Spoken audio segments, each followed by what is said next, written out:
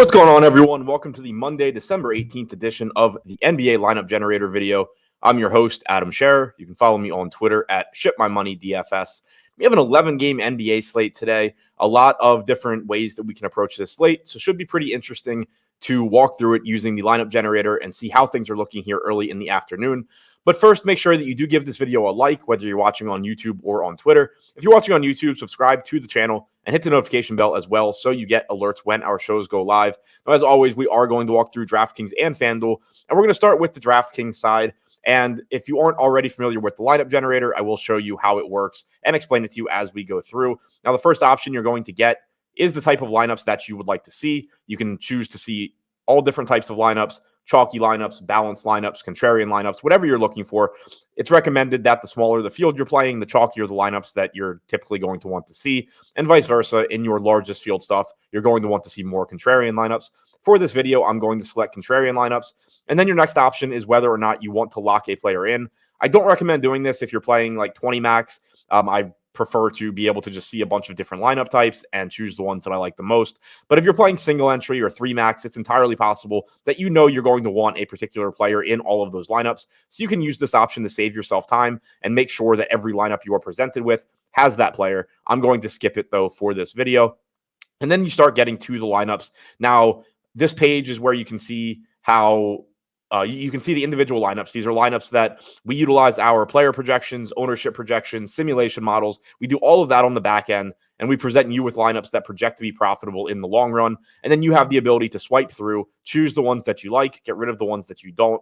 You can see up at the top the total salary used, the fantasy projection, and the ownership projection. At the bottom, you can see how it compares to the alternatives. So this one is middle of the pack between being chalky and contrarian. It does project relatively well compared to the optimal. And then you get all of the player level data where you can see a player's salary, fantasy projection, and ownership projection. And then you also have the ability to customize these lineups. So if you were to look at this lineup and you mostly like it, but you don't want all 3 guys from the Pistons, for example, you can click the arrows here next to, say, Asar Thompson, and it will show you every small forward option. You can scroll down and then replace Asar Thompson with someone else at his salary that you prefer. So say you would rather go to Bilal Coulibaly just because he happens to be right in front of me. You would just click the arrows here, and Thompson would be replaced with Coulibaly. You also can easily see how the difference in fantasy projection and ownership. So, for example, this probably isn't the swap you would actually want to make because you're giving up 8 fantasy points, but you get the point. That's how you can very quickly customize your lineups, swap out a player or 2 if you mostly like the lineup but just don't like a player. And then you either save or discard the lineup. For this video, I am going to save the first 20 that we see, and that will get us to the next screen where you can quickly see the player exposures for the lineups that you just selected. This is where you can sort of manipulate, or not sort of, you can manipulate your player exposures. Make sure you're comfortable with everything that you're getting. Of course, as you are choosing the lineups that you like, it can be difficult to actually keep track of how much you're getting of different players. So you may get to this screen and just have more of somebody than you really want.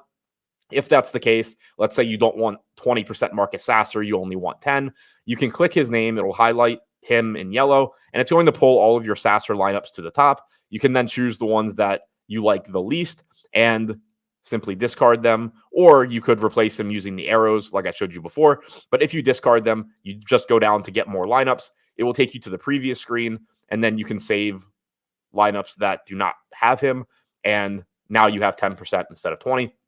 Looking at the players that we're getting to the most right now, Vince Williams showing up 65% of the time for a shorthanded Memphis team. Asar Thompson showing up 50%. Santi Aldama 45% going back to Memphis. Rashawn Holmes at 3K flat showing up 40% of the time. Dallas is without Derek Lively tonight, so we should see some sort of a center split between Dwight Powell and Holmes. Jaden Ivey showing up 40% of the time. Killian Hayes is questionable. If he's out, Ivey would probably look even better.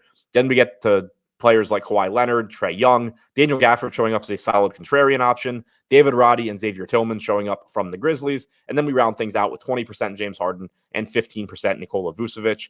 Now we can look at the same thing on the FanDuel side. But before we get to that, if you are looking to use this tool for yourself, check out the link in the description below on YouTube or the link that I tweet below this video on Twitter. You can sign up. It's $14.95 per week. And this tool was created with single entry, 3 max, 20 max type players in mind. One of the most difficult things about improving at DFS is finding a balance between paying for quality tools and not putting yourself in a huge hole because of the money that you're putting out each month.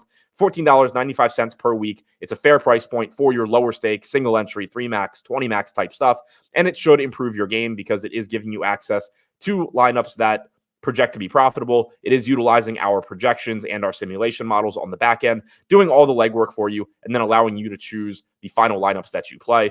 Now, looking at the FanDuel side, again, I'm going to go with contrarian lineups and not lock anyone in and save the first 20 lineups that we get to. The player exposure should be a bit different than DraftKings since we have different roster requirements and different pricing. Vince Williams, though, still at the top, 4,600, 60% of the time. Marcus Sasser and Asar Thompson showing up 45 and 40%. Sasser is only 3,900 on FanDuel, so a little bit cheaper than on DraftKings. Isaiah Jackson with power forward eligibility showing up 35%.